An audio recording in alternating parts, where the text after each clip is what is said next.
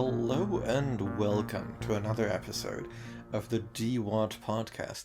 I am Jorgen Smorgasbord. And I am Jim with a G. This is the podcast where we watch Black Mirror seasons in reverse order. And we have reached Season 2, Episode 2.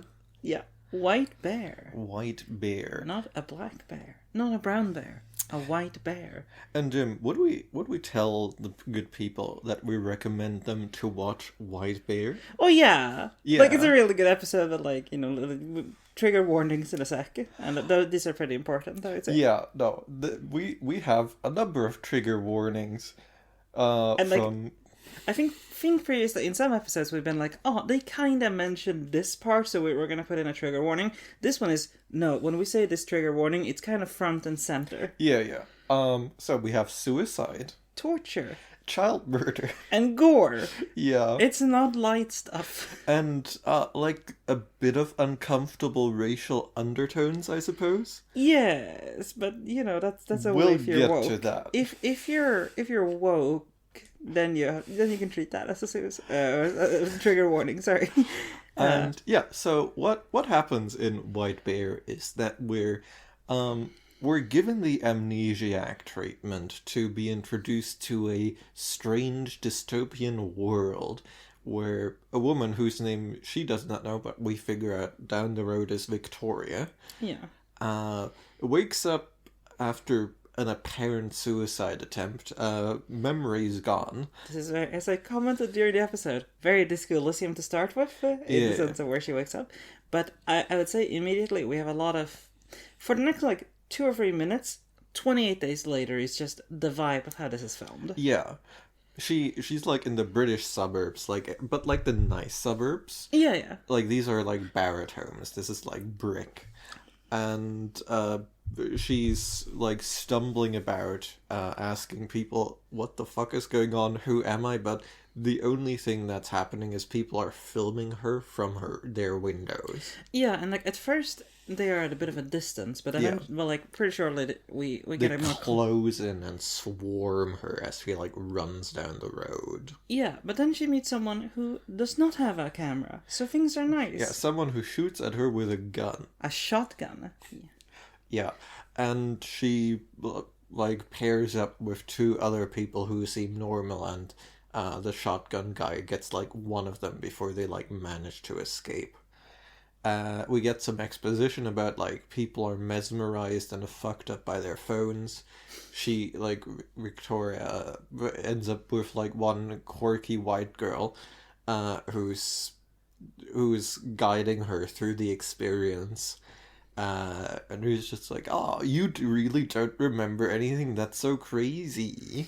Yeah, so we get a lot of there's been a signal they've turned some people into mindless observers, and this got some Charlie Brooker-isms to it, in they're just mindlessly using their phones to observe things. Crazy, isn't it? And then some people go nuts.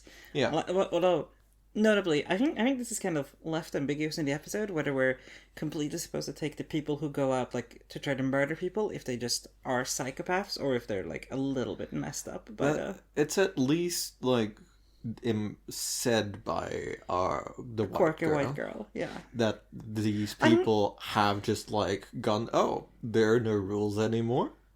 Time for murder. Yeah. It's very interesting because we have 3 examples. We have shotgun guy, we have girl in rabbit mask, and we have a guy in with a baseball bat and a welding mask. Yeah.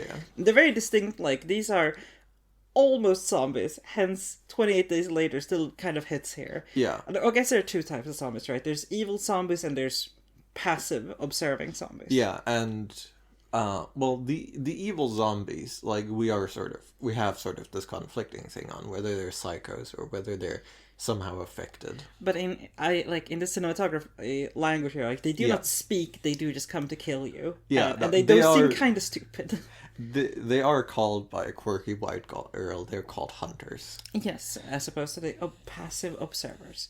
Yeah. But they find another non-hunter, non-observer, another normal person. Yeah, who drives takes them to the woods where it's safe. Yeah, and during this time we also have Victoria, who we still do not know her name, but she keeps kind of getting flashes, and it's kind of hard to tell. Like, she keeps getting flashes of someone who appears to be her daughter, potentially. Yeah. Who's been kind of like planted as photos in the house in which she wakes up in. She keeps getting flashbacks.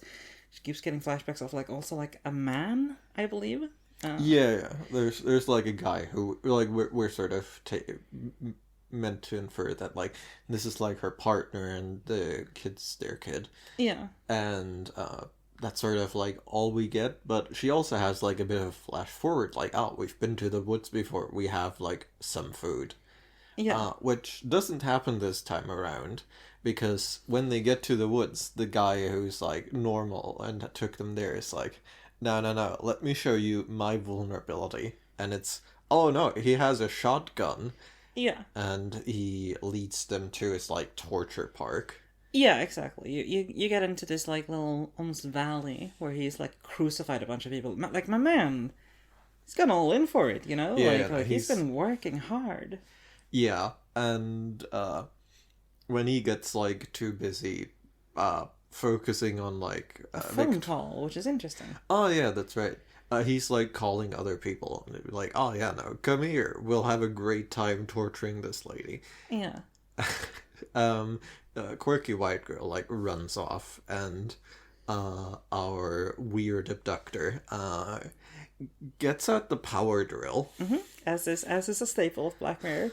I wonder if this is where it started, but I suppose we have a couple of episodes to go before we know. No, we have a couple of staples in this episode for sure. Yeah. But like before you can like get to Victoria, Quirky White Girl comes back and blasts him. Blasts the shit out of him. Because she's found a shotgun, which I don't remember which shotgun that would be. Cause, like, I think it's his. No, like didn't he still have? Yeah, maybe. He like put it down for torturing. I suppose, yeah. And the Quirky White Girl's like, we need to get to the television station to deprogram everyone. Yeah. And Victoria is like, something is clearly wrong here. I'm getting weird flashes, like my memory's glitching. Yeah, I suppose one extra small detail is that this TV station is called the White Bear Station. So like, and she's like, that doesn't sound right. That's the name of this episode. We can't do that. That's crazy.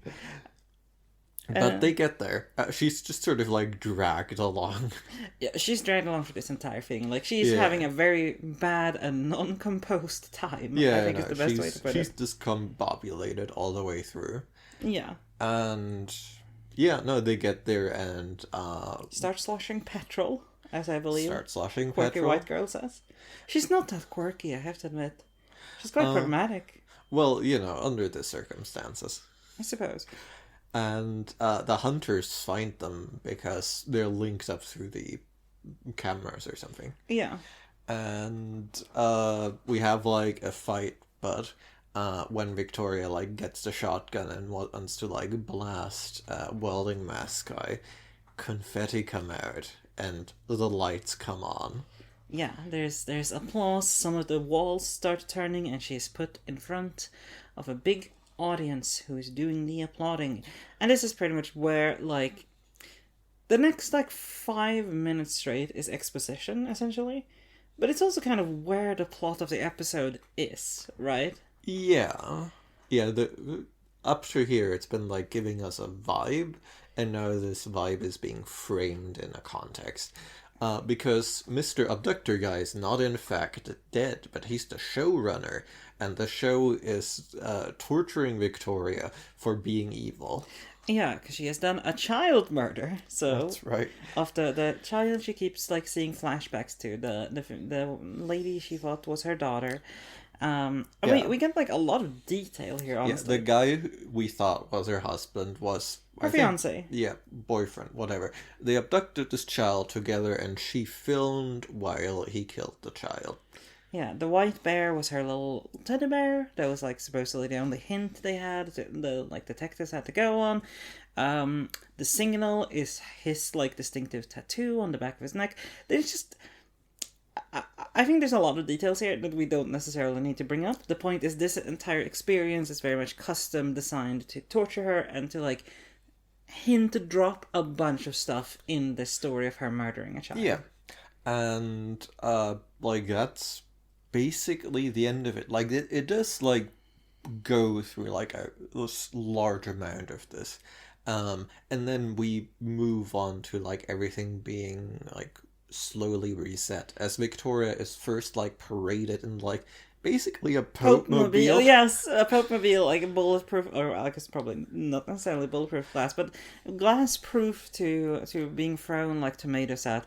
Yeah, specifically, we actually like get a glimpse. It is specifically sponges that are being sold on the roadside. I'm so glad you saw that because it's like a very short shot where it says like £2 per sponge. Yeah. You can buy a blood-soaked sponge for £2 to toss it at the Pope mobile. That's a hell of a thing. And at the end of this, like, basically just being run through this crowd of jeering, sponge-tossing people, she goes to the beginning of it all. And we're given to understand that this is just like a long-running show. Yeah. And like it's been like at least, well, we're just like some way of the way through like October. Yeah, like we don't really know if it's like only October, but even in October it's like this is closing in on like week, or this is on week 3 of them doing this to her. Yeah, probably maybe like years. Completely unclear. But she gets to have the final part of the torture, which this one isn't public as far as we can tell. Yeah. Though there are cameras there, so maybe it is, but it is at least... I think they would have shown. I think that... it is framed as quite private. And it is the showrunner going like, okay, you're being given the like the reset machine. The reset headset, and while you're doing that, go watch this video of you filming them, well, the murder of a child which you filmed. Yeah, I think it's...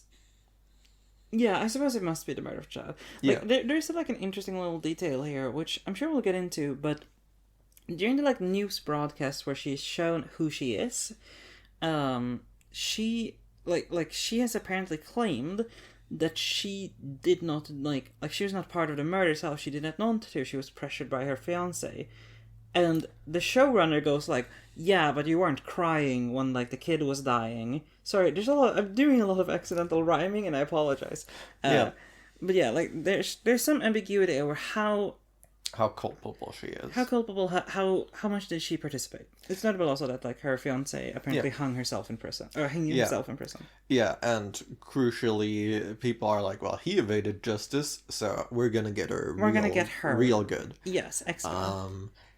And yeah, like it's like quite hard to watch. Like she's screaming, as like she's being reset. Yeah, like I think we are made to understand that this is also like a physical torture here. Like most of this has been more on the mental side, and like especially her being made to watch the video of her killing the child. But like it does also appear to be doing like physical torture on top of that. And yeah, the episode is starting on credits here, but during the credits like intercut, we get like quick scenes of the park's like mundane operations, and they are like genuinely like it's just like revisiting everything, and this time we're just running through like a whole day of this park's operations in credits, but this time around we're seeing like, oh yeah, no, they're like sort of talking the visitors through are like the observers, while the actors are like the hunters. They're like talking the visitors like through like, isn't this extremely cool? Here are the rules. Don't get too close. We're keeping the experience safe, but try not to interrupt it. And you know, during the like show, they're like as soon as all the time when she is not like present, they're like, you know, talking to visitors and so on and so forth. Yeah, it's made like I guess 2 points about it, both being like it's for entertainment, it's made to be fun. It's also just very like we get the shots of like the actors like waiting to come on, like it's made also to be very mundane for them, right? Like it's shown to very much be a job. Yeah, and we like close out on everything being like back at the beginning after like another whole run through. Yeah. And It seems very formulaic, if I may say so myself. And in case this, I'm not certain if we've set this out right. Victoria is black. I don't think anyone else in the cast is. No, or like extreme like in the universe cast, we should say. Yeah. Because the child she kills is also Yes. black, and like we get a very brief shot of the child's like actual parents, who is a white woman and a black man. Yeah, and we do not like I was like starting to look out for this. If there are any people of color in the audience, they are like less present even than like sort of like the regular British like population distribution by a lot. Like all the actors are white. Like, yeah, I can't think of any other. Yeah, no, maybe there's like one or two people like flashing like in the like background. Yeah, But like it feels intentional to me. I think so too. Like you would have expected, because like I would have to rewatch just to be sure. But off the top of my head, I can't even remember, like, because even excluding like the black versus white thing, like I can't think of anyone who's not white. Like I don't see any like South Asian people. I don't see any like I think it is just white people. Yes. So that seems like very intentional on the casting side of things. Yeah. And yeah, that's White Bear. That's White Bear. Oh, White Bear. Sorry. I don't think so. Probably not. And it would be funny if they went there. But yeah, like I was pondering a little bit, because this is like a very, very popular episode of Black Mirror, of its like founding 2 seasons, right? And it strikes me its successors, right? Like it strikes me. Yeah, it's straight up like Shut Up and Dance. It's Shut Up and Dance, but a little, quite a bit better, maybe. But also like we've commented on the power drill thing. Yeah. It's interesting how much that's become a staple. It's not gratuitous here. No, is it that gratuitous in the other? It's definitely gratuitous in Black Museum, but that is kind of the point. Yes, that is very much the point. I mean, I think it could have been the point here as well, but I don't think. I think Black Mirror gets gorier as it goes. I think we commented on this in the past. Yes, I think it is just straight up having more special effects money from Netflix, probably. I could say that. I was thinking it's maybe just more restrained. Like, I don't know. I think just based on this one, and even like White Christmas and Be Right Back, it feels like these early episodes of Black Mirror are less explicit. Like, it's less about shoving stuff in your face, which for good or ill. But anyway, I was going to say the other successor is Black Museum, right? Because this is where it feels like this is commenting on race in this episode. Yeah. But it doesn't state it. Whereas in Black Museum, it's like, did you guys know black people are sometimes unfairly treated in the U.S. justice system? Yeah. And we go, yeah. There's like another parallel I want to draw, and this is far more like big picture, but the way this twist is handled is like a bit different than like other twists, in that it is just given like 5 minutes more. It's like 5 minutes further from the end, right? It's not a mid-episode twist by any means, but like it is like they spend a fair amount of time with it. Yeah, like a genuine like Act 3 of this episode is exposition. Like, from a storytelling perspective, I have to say, I think White Bear is a bit clunky in that way. Simultaneously, I do think this is by far one of the better, like, proper twists, right? Like, like there have been some twists where I go, it's small, it's unintrusive, I'll let it go. This one is very intrusive. This is straight up what the episode is aggressively about. Yeah, like the exposition is the episode, right? Yeah. The good parts, though, that I think actually justifies that, is that there's so much build-up, there's so much, like, we have a lot of questions. Who is this potential daughter? What is this symbol? Like, so on and so forth. Why is she having flashbacks?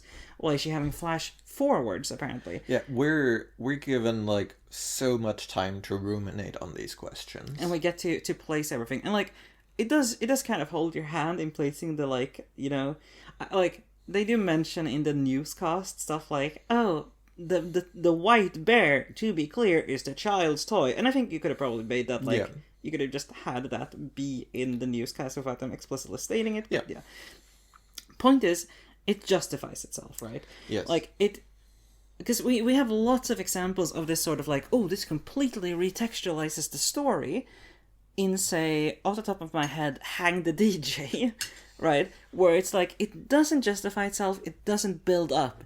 Sure, the actual twist, like, it doesn't take 5 minutes of exposition, but that's, I think that's a fair price to pay for the twist actually, A, being meaningful, and B, being built up to. Yeah.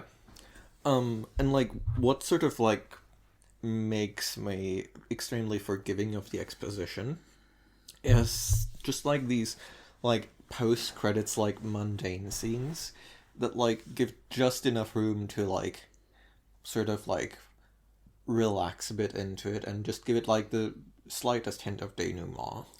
Yeah, I think it's a good denouement. Like it is genuinely like a good way to, because I was thinking about it at the time. I was wondering like, is this too much? Like, is this too much of like extra explanation and being like, to be clear, this is how this works. But I don't know. I think it's a good contrast, because during the exposition scene they are essentially just talking, Yeah. and then in the credits scenes we get to see it like actually play out, and I think that's worth it, right? You don't have to watch the credits. Like, I don't think that markedly changes the story. I think it changes I think it genuinely adds something, because like we're getting like the sign like that this isn't like this is like a capitalistic enterprise, right? This is like, we get the sign. This is a theme park. White Bear Justice Park, which is sure is some writing on the fourth wall there, but yeah. Yeah, like, I mean, I guess my thought is that, like, I think if you turned the TV off just before the credits started, you would have gotten the point of the episode, you would have gotten the full experience, in my opinion. It's just a little bit extra to just really have the feeling of the actors, like, baked in when they're not, like, doing the thing, right? Like, how mundane, how, as you say, like, capitalistic it is, how much it is like, oh, people are like bringing their children here. I do think there is like a certain power to like seeing the extras like not doing their like I'm mesmerized by my phone thing, because it is just straightforwardly like they are just like they're having a good time at the park. Yeah. Right? And that I think does add like a certain like strength to the episode. I can see what you mean. I think I think we get that message from the like when we have the reveal and Victoria's on like a stage being shown her crimes, and we have the showrunner giving like little, oh, you've looked better, haven't you? And like the audience goes, oh, got him. but in like a 70s sitcom, got him, you know? Yeah, no, this is straight up like casino lounge stand-up tier. Yeah, like riffing. It's like a roast, but a very, very gentle roast of a child murderer, right? Like, it's interesting. But I think that contrast is kind of interesting, and I think it's kind of nice to have that, right? How like, on one hand, this showrunner is dealing out like, oh, you deserve this, like, you deserve infinite punishment, blah, yeah. blah, blah. But also like, I've looked better, have you, kid? Like, it's good. It is very interesting, because like in the scene like where you're like, the showrunner is the one to like administer the resetting headset and like accompanying like child murder supercut.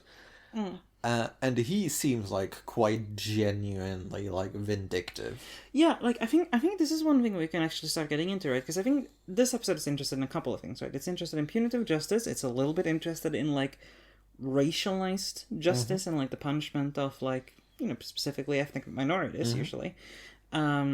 And it's interested in spectacle, and it's interested in,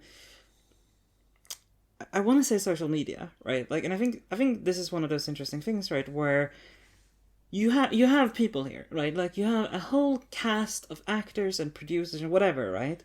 Assumingly like tech people whose job it is to torture someone. Yeah. Like, for fun, to be jovial, And I think that this, to me, strikes me as very much a reality currently. I honestly think it was much less a reality back in 2014, where I believe this is 2014, when it comes to, like, YouTubers and, like, various sorts of online celebrities whose job it is to, like, essentially torture people and, like, hang out their worst moments. I do think this is like roughly at the like heart of the celebrity, like That's Big true. Brother and like reality TV, which like I don't know if it was like quite that known yet, but like Charlie Brooker is a TV like person, so he probably has like a little bit more intel on this. So he has like probably like he genuinely probably has like a lot more insight in this. Like these shows were like quite aggressively like torturing people Yeah. by like like getting people drunk, like setting people up to like do good juicy stuff for the camera. Yeah. And I do think that is like an influence that I don't know, reality TV I think still is around like at a large scale. I don't think it's like quite as cruel anymore, just for like legal reasons. Well, yeah, they've had a lot of suicides, like, and lawsuits. yes, like, but I think it's very, to me, the thing that strikes me is that Baxter, I believe is the showrunner's name, is such a realistic character because of that. Because we have seen these examples of like drama channels and like humiliation YouTubers, and you go like, yeah, like they're doing this because it's a job, they get a bunch of money from it. Also, a lot of the time turn out to be like Nazis, right? And like stuff like that. And you're like, yeah, maybe you can't spend your full-time job humiliating and torturing people and not have that either leak into your personality or have that be the required personality to get into it to start with. Yeah, I mean... And that's the thing that gets me about Baxter, right, is that he, as you say, this is his job. He is jovial. He is also clearly interested in the torture. He's a true believer. And, yes. like, he has to be, right? Otherwise his job would, like, drive any person insane. So you either start being a true believer or you mold into it. Because what options do you have? So I think that one is quite incisive, actually. I think the showrunner is maybe the most interesting character here. Yeah, because like the audience does not see that part of him, right? He like has a certain like heightened commentator vibe of like, yeah, screw this woman, she's evil. But like he's aloof, right? Like he's jovially aloof. He is performing and he is delivering that in a performing manner, and he's doing a bit, right? Yeah. And like he's a bit jovial, he's joking, but like underneath there is just straight up like this, like, you deserve this violence. He's fully bought into it. And like I think that's an interesting contrast, because like we don't get to hear anything from the audience, right? Like we don't get to hear anything from the observers, but one can plausibly like think about them as like they're here for one run of this show, right? Like and that's so fucked up to like come in and be like, let's watch the torture porn. But it strikes me as like that requires a lot less buy-in than for someone to do this seemingly every day for at minimum weeks, potentially months, potentially, like we have no real time frame here, because this seems to have happened after she was convicted, right? Like, 'cause that's part of the newscast. Yes. So seemingly, I guess she's just been handed off to this. Yeah. That's interesting. Yeah, there's there is like a, because this episode spends like so much time like before the reveal, I was just like sort of starting to run analysis in my head, because we have podcasters madness now. Yes, we do. And I was thinking about like this, about this more on the like initially overt premises, right, where it's like, oh yeah, everyone is like just observing and like things are going very badly, and like it's sort of like the worst people are like, oh, it's killing time, and the normal people are like, oh, right, there's this imbalance. So I was thinking like for a bit that this, like I was talking about it with you during the episode, right, like this is like pure purge aesthetics. Yes. Which apparently came out in the same year. Which probably means they were being written around the same time. Which is wild to me because I guess I'm just not enough of a horror connoisseur. There has to be like a common ancestor. Yeah, I imagine it's communist. I also imagine just the concept of what if there were no laws, people will go crazy. Like, I mean, it's just Fly Boys. You know the novel, the boys. Oh yeah, Lord of the Flies. Thank you, good lord. And like this episode like wants you to like sort of be red herringed by that idea, which is like quite controversial to say the least. But it's not particularly red herring, is it? Well, Because this is where, like, I don't think that the episode is particularly subtle about this, but, like, the initial premise of, okay, the world has gone crazy. 90% of people love observing terrible things. Some people like doing those horrible things, and some people are normal. Is then, like, rejected and immediately reimposed, right? Because you have the audience is still the audience. no, I strongly disagree because the initial idea, like the purge idea, is like, oh, what if the rules are gone, right? And then we're like, no, this is within the rules. This like torture is rules based. Everyone's on board. This is according to a system. They've paid money. You know that it is. I think it goes a very helpful step further to just go like, no, this is integrated, my man. I see what you mean. My thought on that is that they are specifically going, like, yes, there are rules, but they also are specifically saying, this woman, because she's terrible, you can do anything you want to her, right? Like, in the grander scheme of, like, we can put her in torture park and torture her forever. Yeah, but it is, like, it isn't like these people are going... All of the people who are doing the torture are acting within the norms, right? It's not people who are like, oh, I'm given freedom in general, so I will use it for evil. No. The evil's kind of like, oh yeah, no, how about this? You know, it's like on the menu. It's not a step outside of anything. I see what you mean. To me, it is still like the way I conceptualize it is still that like you take this one woman, you say we don't have the normal norms of don't torture people, and then they do reestablish new rules. But I kind of think that is kind of how it goes in a lot of like, you know, when you remove all rules, someone will pick up a gun and say, here are the new rules. And that's kind of what I feel is happening here. But I see your point that it is still strictly regimented in a certain sense. Yeah, and like that like does speak to me as like the social structures guy. That's fair, yes. That we're like, no, social structures are present and they're doing the bad thing. But wouldn't you post it on some level that like shows like this, like episodes like this, and I have not seen any Purge movie, but I have heard a video essay about them. I'm sorry. But like also like there are similar pieces of media out there. Like the general rule is that there's never such a thing as there is no social like law, right? Yeah.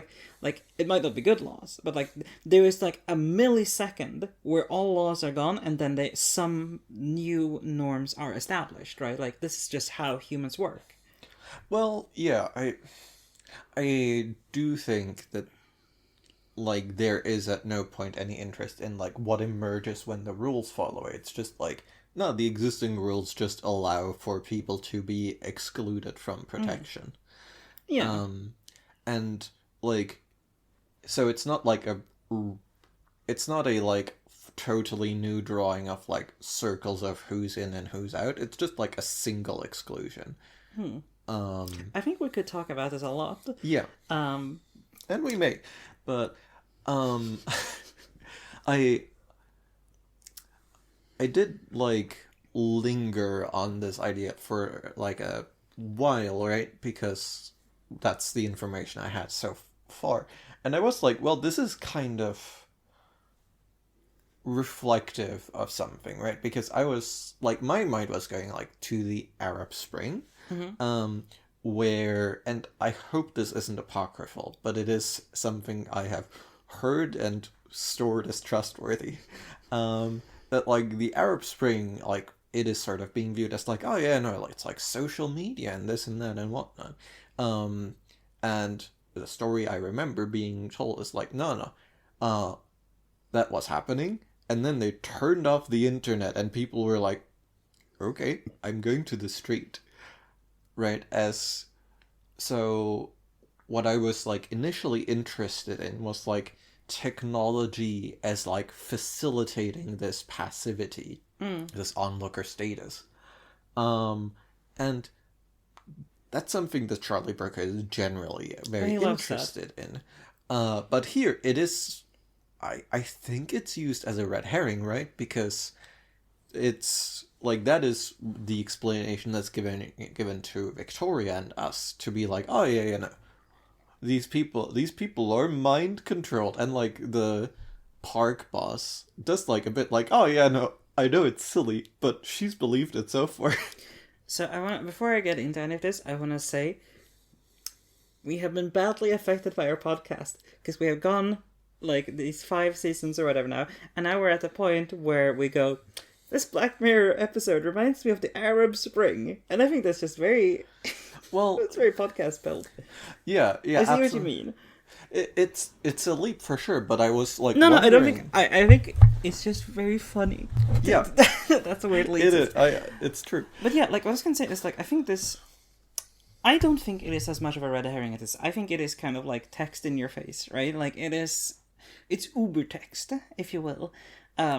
Because we do start with the positing of like 90% of the world are just observing stuff, 5% of the world have gone crazy, 5% of the world is innocent, and we go, and then they go, but that would be silly. But obviously, I think Charlie Brooker knows very much that he's doing this as a, no, that's still the case, it's just a different context, right? We still have the cruel actors, we still have the passive observers watching this cruelty. It's just, Victoria we can discuss as a person, whether she, which group does she fit in here? Like, because they are drawing illusions of her just having passively videotaped the murder of the child and stuff like that. Yeah, I suppose what I was like trying to think about is, because like what the episode functionally does, it goes like, oh no, it's not this like physical technology that's like making them hide behind their phones. It's the social technology, yes, actually. Absolutely. Right. So what we're not given is the thing where my mind was going, where like they turned off the internet and people were like, oh, the technology of like mediation is gone. It's time to overthrow governments. Yeah, I was gonna say like I think the technology we're talking about here is, as you say, social, and also just like the legal frameworks in place here, right? Like, because one could very plausibly observe that this episode would work in the 1960s or the 1970s, right? Like where people, they didn't observe Victoria as she was running through the streets with phones. They were just observing her with their eyes. Or like a monocle. Do you know what the 1960s were like? No, I wasn't there. That makes sense. All right, moving on. But yeah, because and I say this because there's a very clear allusion here to an actual set of murders that happened in the UK in, I want to say, the 60s, about where a man, I think they were called the Morse murders. Sorry, I'm taking on a true crime voice here. Please, this is not where I'm going with this. But yeah, basically, guy, like a couple, kidnaps, kills children, seemingly also sexually assaults them. Man seems potentially to be the one doing most of this, while the woman audio tapes at least one torture session, I believe. This is a pretty obvious allusion to like the story they take up here, where it's like, okay, the man killed the child, and then the woman, Victoria, taped this, like on her phone, I think is implied. But yeah, it's interesting. So like the question is, why is there phones? Like why is this? Like what's the point of them? You know? I don't think they're that important. I don't think that they're that important, but I think it satisfies Charlie Brooker. Yeah, like, I think, for sure. Because I think it still casts out an illusion to say, yes, this is how humans have always been. You know, we would have executions as entertainment. People would gather and be like, check out that sick guillotine, right? But I think it does also allude to this technology allows us to do it on a bigger scale. Like even television, right? Of like sending out the newscast. See, I think we've actually missed something here. Okay. Because obviously, like, this is a bit like Black Museum, a lot like Shut Up and Dance. It's also like Loch Henry. Yes, absolutely. But Loch Henry's an interesting, like, counterpoint to this, because what Loch Henry does differently from Shut Up and Dance and White Bear is it does not take the point of view of the murderer, right? Because, like, that is the trick that Shut Up and Dance and White Bear are doing, right? They're like, oh, yeah, no, you're being given a seemingly innocent person, and then you're asked after the fact, like, hey, if this person were turbo guilty, is this okay? Is this still okay? And where do you turn the torture knob? yeah. And in Loch Henry, it's just straight up like, media, huh? Yeah, well, I think Loch Henry does actually, with this episode in mind, actually feels more meaningful to me. Because absolutely. It poses, like, how much responsibility does the audience have? How much responsibility does a bystander looking at, holy shit, this guy murdered a kid. I could make some money off of this. I could become famous. I could make a cool-ass podcast. Like, and I think that Loch Henry, I still think we should evaluate on its own, but if it was mushed into this episode, it does provide, like, an interesting, greater, like, holistic view of this, right? Because we get to actually see the perspective of someone looking at a horrific thing that's happened and going, someone needs to, like, do something with this. Someone needs to take the material and go on with it. And I don't know, it's interesting. I was gonna say, just also, like, I think the scale is very important, because during the newscast, they very much talk about, like, how this became, like, one of those murders, right? Like, one of those murders that awakens the entire nation to follow in all the newscasts. And that strikes me as, like, a genuinely meaningful distinction, right? Like, because if we look at, like, during the 1400s, you're in a German city-state of the Holy Roman Empire, you go, like, sick, we're gonna kill Hans, the child murderer, and you go to the next village over, and you talk about how excited you are. They're gonna be like, who's that? Yeah. I think...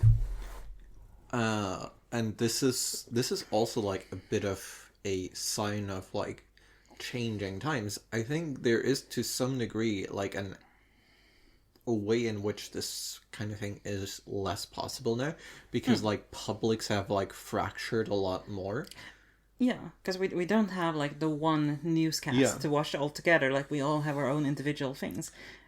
It is interesting, because as you say, it's more fractured, but it can still absolutely maintain that momentum because of how frequently you can get updates, right? It's not the family sits down, like, every family in the country sits down in front of the TV couch at the evening. It's a lot more insular, right? And like, there's just, like, a whole thing, and here's a little bit of a podcast shout out. There is an episode of the podcast Never Post that examines news stories that become the story. And I think the last one they did, or the last one according to them, was when the British, I think it was, the Queen was still alive, but the future Queen at that point, the now Queen, wait, was it? Oh no, it was her daughter-in-law. When she, like, disappeared for, like, weeks and weeks. Right. And that was, like, the last time, according to them, when we had, like, a mass media event. Though that was also before the Trump presidency. That's fair. So I guess the tariffs are another one. Yeah, I mean, like, that, but that also, I think that's different, right? Because that has, like, effects on everyone. So, like, it's different, because, like, not to sound callous, but, like, we take something like the Morse murders. Now, I don't live in England, thank God. You know, praise the Lord and all that. But, like, if I lived in, like, Cornwall or something, that doesn't affect my life. Apart from the how much I do let it affect me. Whereas something like the tariffs, like, when it has actual practical things, you know, it's COVID. You could also take as, like, one of those mass media things that did affect our lives. I have been sick with COVID many times. Well, okay, like 2, 3, maybe. Yeah, no. But yeah, so yeah, just recommending that one, because I do think it sort of lines up with this idea of, like, the murder that becomes like the national media story, Yeah. or as it depend. And I like remember, I don't remember experiencing any of these myself actually, because like I grew up like I guess just on the tail end of that, and there's like not that many of those. Yeah, no. But like I do remember those just like being a thing in like the cultural background where it's like, oh yeah, no, everyone knows, and it's usually a child, like this Yes. child that went missing, right? And they're just like referenced as like a thing everyone knows. And this is about that, and I'm just like fascinated by like we don't have that anymore. No, not quite. Like, it reminds me of, like, because as you say, it's become a lot more insular that way. That, like, you have communities that are kicked into, like, high gear. Like, it reminds me of, I don't remember the name of this, but there's, like, for, like, a couple of weeks at least, there's this one video of, like, a lady who comes to surprise her college boyfriend, and he sits apparently slightly too close to a female friend.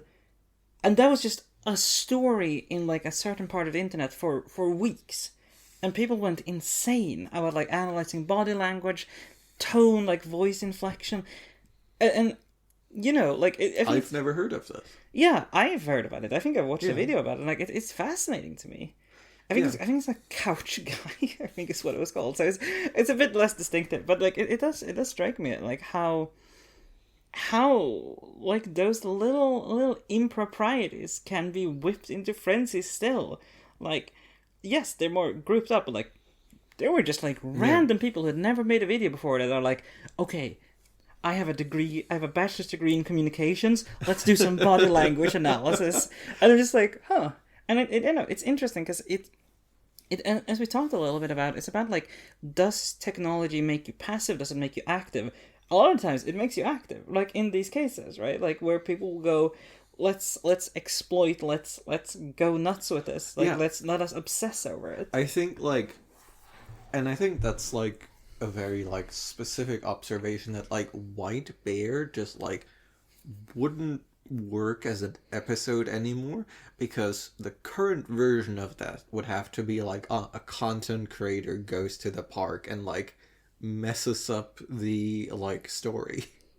Yeah, And I was thinking about that too. That they're going through the rules and they're saying like, oh, don't say anything, don't get too close. And I was like, how is this park having any functional days? right, yeah, no, I mean it's 2013, but like the current version of this episode is like everything goes like regular, except like they have to compress it into like half the episode, and then the second half is her being abducted by true crime podcasters, Or just like who have, prank like- YouTubers coming in and being like, it's your boy, we're gonna talk to the person they say not talk to us. About, you know, like, I don't know, like, it is interesting, as you say, like, the different cultural context here, but simultaneously, I do think the core of it, about, like, this punitive justice, of the spectacle of justice, of, like, whipping, because I think there is, like, there's both an, like, yes, the show very much paints the observers as passive, and I think that's maybe the part that doesn't ring as true anymore, right?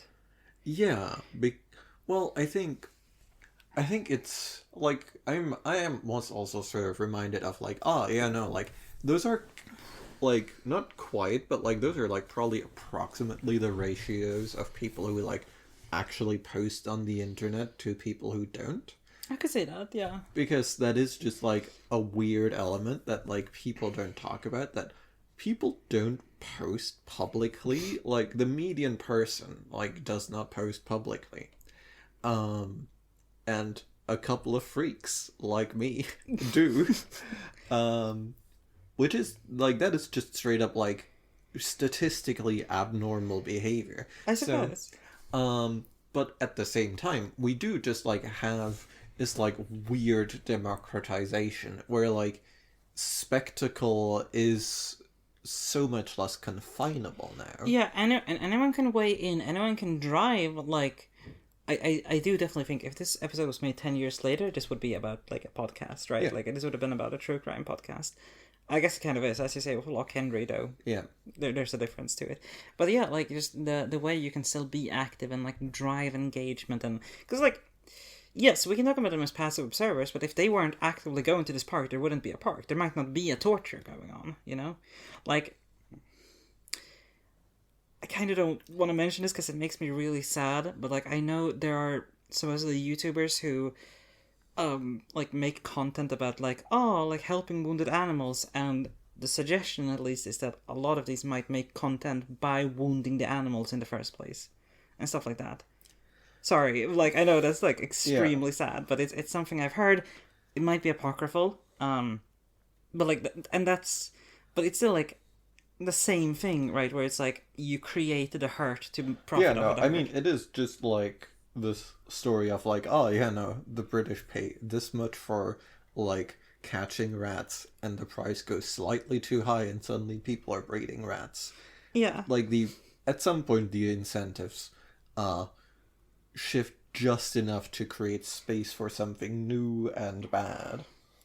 and I think it is stunning how much better this episode pulls that off compared to, say, Black Museum, right? Like, I think Black Museum is somehow both more explicit and less pointed about it. Black Museum is like, I think it is like a very distant relation to this one, right? Because it's like it is quite unfocused. Well, yeah, but I think the thematic points it tries to make are the same. I just think it's worse at making them, both like in terms of staying focused on it and actually getting the point across.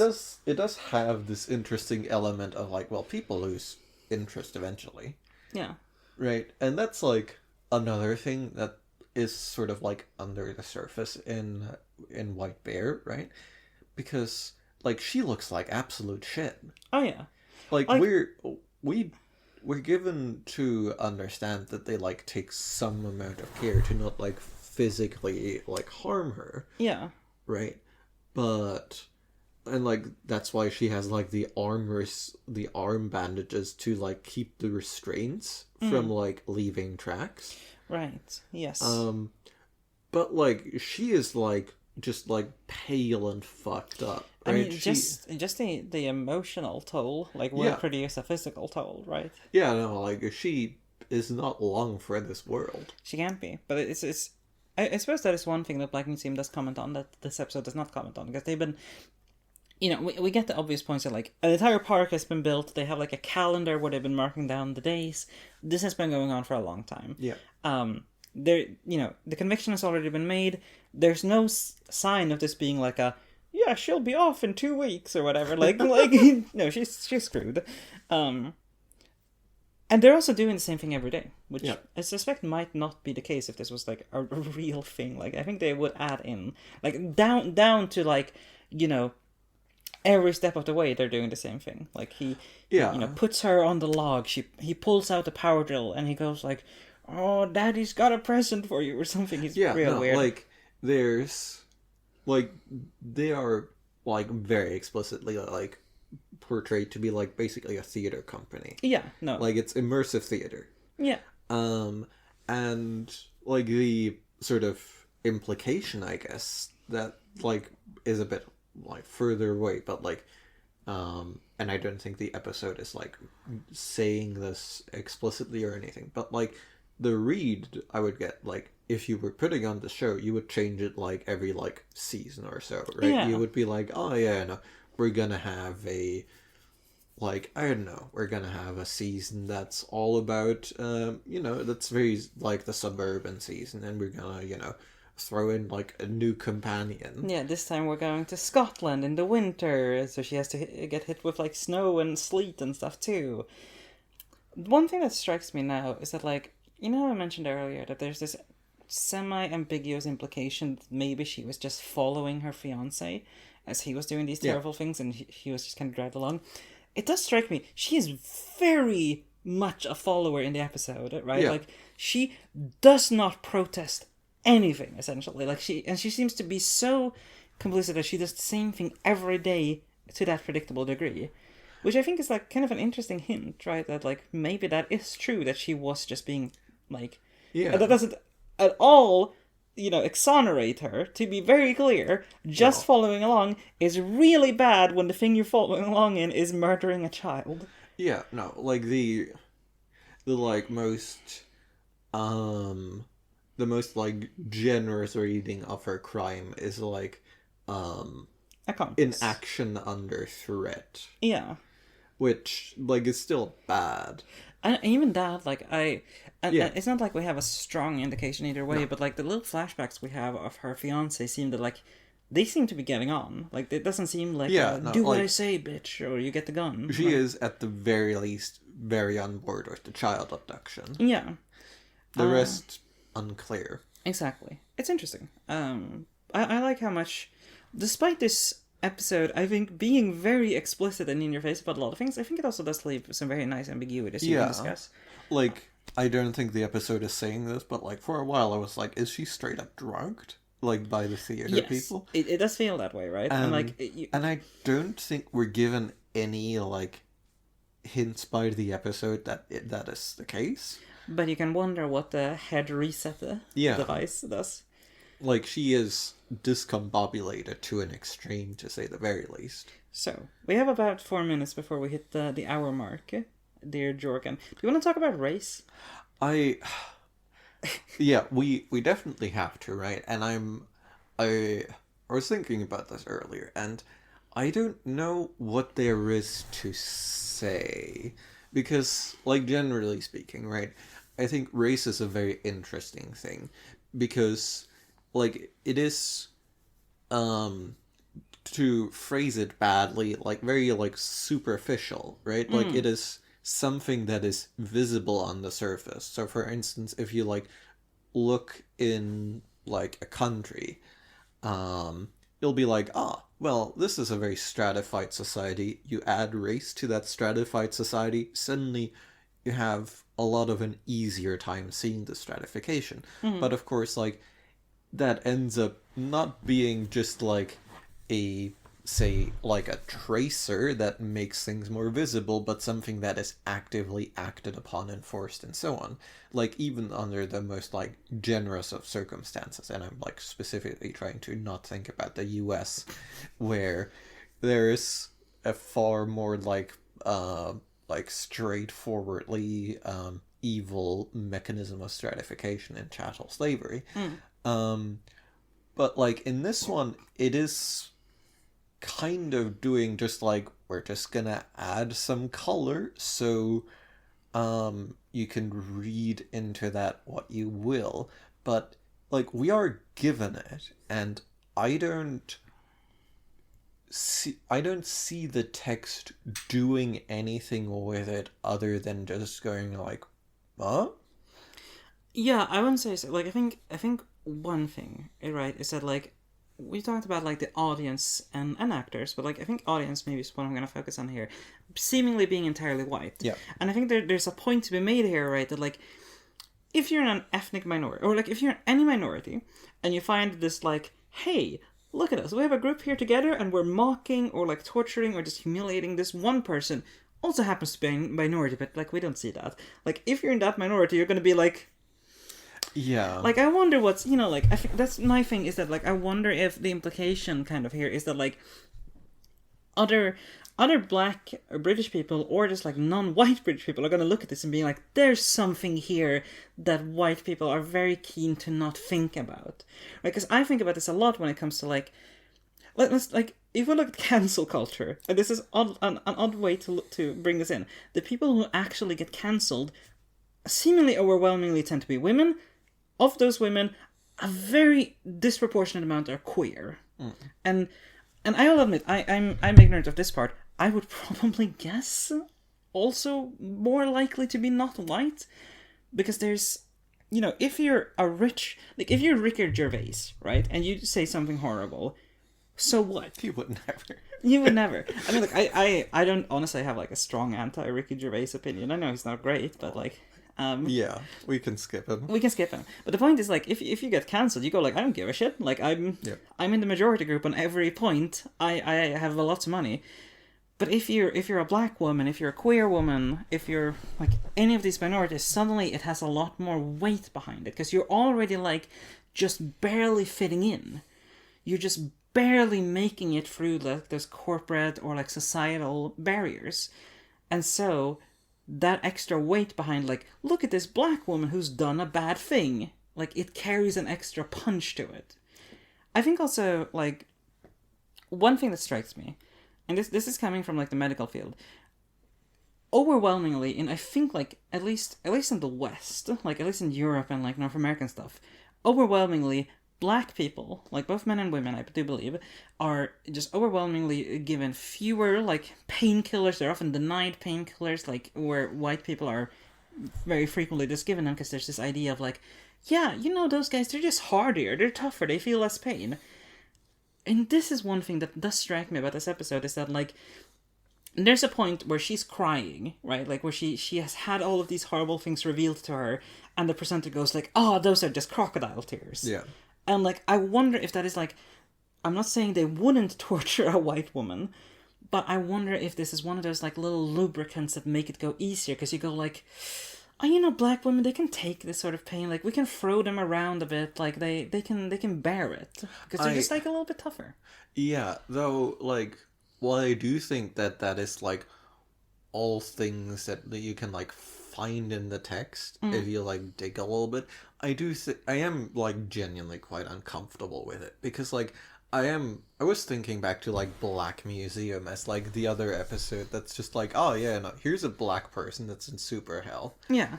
And I guess we have had white people go to super hell. Yeah, I was gonna say, like, I'm interested in hearing what you have to say.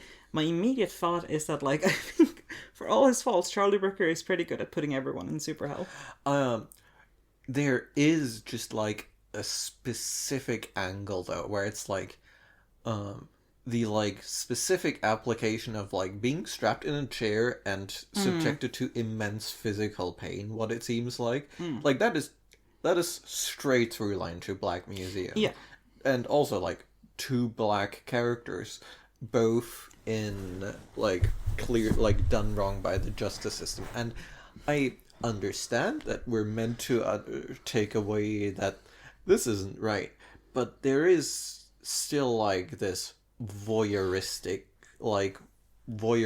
race intersection that makes me go like, I don't know if you would have a white character like framed in quite this specific way, because you've done it twice and they've been black both times. Do you think there's a point to be made here that, and like I'm throwing this out because I haven't fully thought this through, and that'll be perhaps obvious. Is there a case in Black Mirror that white characters go through emotional hell and black characters tend to have a bit more physical hell?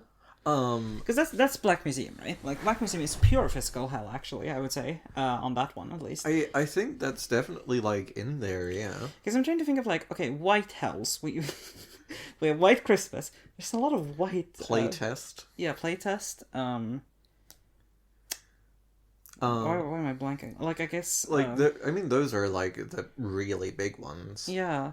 Yeah, I think there's probably something, and I mean that's kind of like that becomes paratext, right? In the sense that like on one hand, like just what I just said about like ethnic minorities can take more pain. Well, we have one counterexample, and it's Men Against Fire. But even that, like he has a much more physical role, right? Like, yeah. Like he is a soldier. He does physical stuff. Like even a part of his emotional hell is like him physically doing horrible things to people, right? Yeah, like it is in there, like it is just something that comes through, and like I think just in aggregate it is not good, right? Because that's sort of the thing with tropes, right? You see them once and you're like, I don't recognize this because tropes require patterns. But like in aggregate, it is just like, yeah, no, the show is just more comfortable showing black characters like in physical, like enduring physical suffering. Yeah. And it's not mining that for enough commentary. to like make me. I mean, to be fair, we are a white podcast. We are white. I was gonna say calling us a fully white podcast, but that's starting to sound intentional. But like, yeah. So like, I'm like the degree of like informed judgment has like some boundaries here. I'm also, yeah, like I'm not comfortable with this, and I don't think, and I think I'm right not to be. Like it's. I'm also just pondering quickly, like so because we don't have a huge sample size here, despite many else. But I'm just pondering, like the black characters we've seen, like they feel like they do not have a lot of agency, right? As compared to like the white characters who go through their hells have seemingly been put there by their own actions, whereas like with the black characters, they seem to kind of either have been like led along or just completely like been unable to do anything. And that's just, yeah, like, I mean, to be fair, that is like a bit more like I feel more comfortable with that angle, because like that is just like straight up like you are being railroaded more as a minority. But like it's specifically when it like that, and then like, oh yeah, and the railroad ends in like physical torture. yeah, That is when I'm like, no, I'm not good with this. yeah. So, this strikes me as, right? Like we have this episode as far as like black characters being tortured in a somewhat like, or like in Black Museum it's very clearly racialized. Here it's more subtle but implied. Yeah. But like that implication still like takes like a bit of work by us to pick up. Yeah.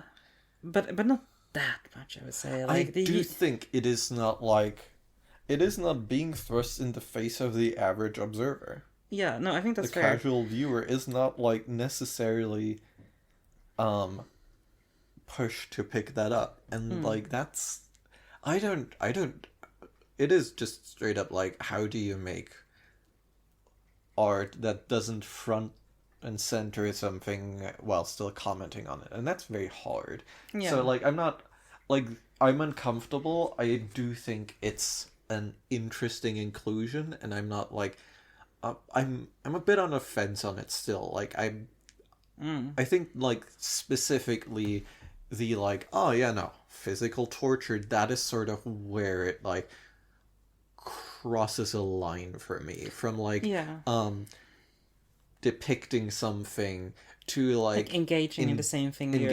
Exactly. Yeah, it's the same thing you're trying to critique. And like, I mean, that's interesting because Black Mirror very much like in Black Museum is about being like, oh, you're gross for being into this show, and like, the counterpoint is you're doing it. All right, like, I mean, I don't know, like that's for that episode that you can go back and listen to if you like.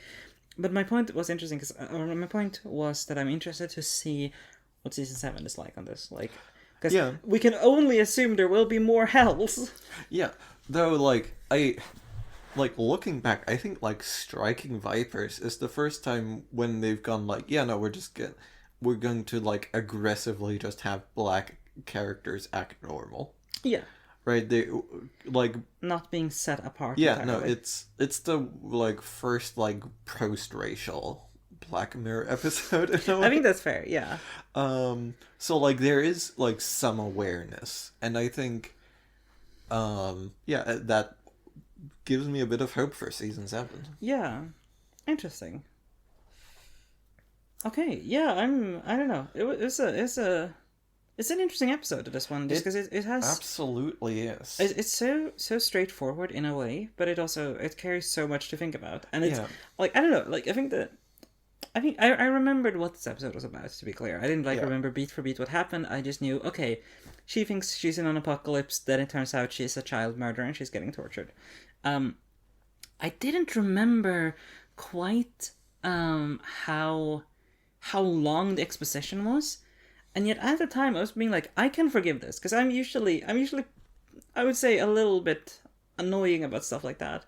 But here it I don't know, it felt justified. Yeah. And I think I'm impressed by that, I suppose. Yeah, no, like I do think it is also just like to circle back for a second to the contrast to Shut Up and Dance, because Shut Up and Dance, I think, is a bit more like ambiguous in its feelings about the situation, whereas this one, I read it as more straightforwardly like this is like mundane evil, like Yeah. at its peak. This is like this felt like it could have come from Charlie Brooker thinking about like the Nazis or something, and in just a way it like cinematographically talks about the audience and such. Yeah, like this is just straightforwardly like this is bad. This is bad. It's and I think that's the connection to Loch Henry too, right? Like this is just like this sucks, man. Yeah, and in Loch Henry it is much more Downbeat about it. it's more downbeat about it. It's more like resigned about it, whereas in this one it's like I think in this one it's like more like the evil is more sensational, whereas in Loch Henry the evil is more pervasive. And I think like the distinction there too. I think is that like in this episode, it feels like Charlie Brooker is showing you this and saying, "We cannot be like this. Yeah. You cannot participate in this. Do not do this." Like I think strangely, like that is kind of like the thing. Like you could maybe like find a like more ambiguous reading if the episode were like a bit different, but like one of the things that like puts it over the edge is just like it's the racial casting, right? Because if it were like, oh yeah, no, this is multi-racial, this is like race blind injustice,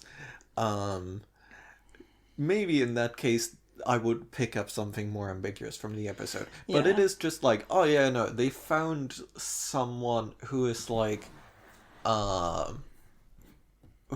an easy target, and they're just like putting her through hell for money, entertainment, and catharsis.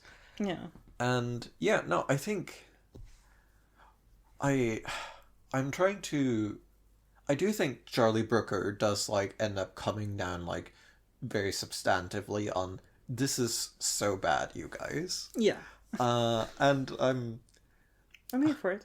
Yeah, I am here for it. I do think this sort of trilogy, quadrology does end up coming together like as a like greater whole to me. Though I am like interested in the notion that we didn't pick this up with Shut Up and Dance, because I think this is like sort of the connecting piece between Shut Up and Dance and Loch Henry. Like it does like complete the like triplet in a like meaningful way. Yeah, I would say so. Like it's an examination of crime, like horror. How should we deal with it? Like, what do we do with it? Should we exploit it? How do we, in one way, process it without causing further horrors? Yeah, and like Charlie Brooker, famously not one for offering solutions, but he's putting quite a lot of energy towards saying this is not the way. Yeah, like this one strikes me as like we can discuss what should happen to like Victoria in this episode, but it's not this. And I think this is one of those things where like Charlie Brooker to me in this episode is not saying like this is complicated and the world is like an intricate no, it's like don't do the torture. Just don't fucking do the torture. Yeah, and like thinking back on like our like the way this happens now has changed conversation. Like I guess we're not doing that version anymore. Yeah, no, it's great. We fixed it. Yeah. We're like, extremely weird in more specific ways that, I mean... It's an evolving evil. It really is. I honestly think I would be interested to see Charlie Brooker partake of some of the more modern... I saw a queer person do a slightly odd thing. Let's obsess about it in groups of thousands for the next couple of months. I think Charlie Brooker like might excel at like the more mundane stuff, but I do think he has to do like more like salacious things to make the episode stick. But I do kind of want to see Charlie Brooker doing a slice of life But like just like a very unpleasant slice of life. I could see it. But yeah, like I think I honestly, my last thing is I think Charlie Brooker would be good at covering those like little weird mundane bubbles, just because Yeah. like he's very good at talk. I think he's very good at talking about how technology can be incredibly intrusive into our lives, and that seems like a prime example of that. Yeah. But yeah, we return next week with the Waldo moment. The Waldo moment. I don't know who Waldo is, but you probably do. Maybe. Wait, isn't it Find Waldo? It said the Waldo moment when I looked No, it up I know just that's now. what, but isn't Finding Waldo? Is that what the No. the picture book is called? I don't. I think so. Yeah. Okay, cool. That one will be a certain length of time. That's Jorgen? right. Not that many viewers comparatively. Oh, interesting. But yeah, thank you so much for listening. We'll see you on the other side. Yes, have a good time and do not get put in the quote-unquote justice park. Yeah, no, and be nice to children.